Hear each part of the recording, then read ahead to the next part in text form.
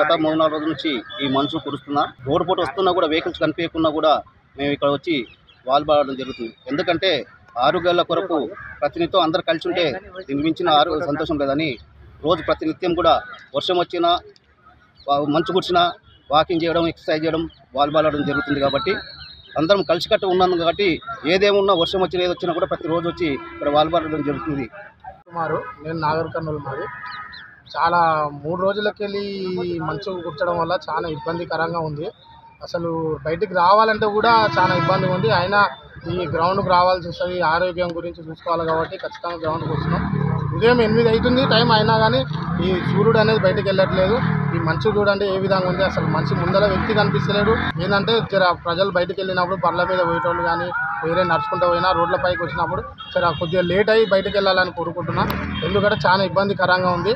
చూసుకొని జాగ్రత్తగా ఉండాలని కోరుకుంటున్నాను.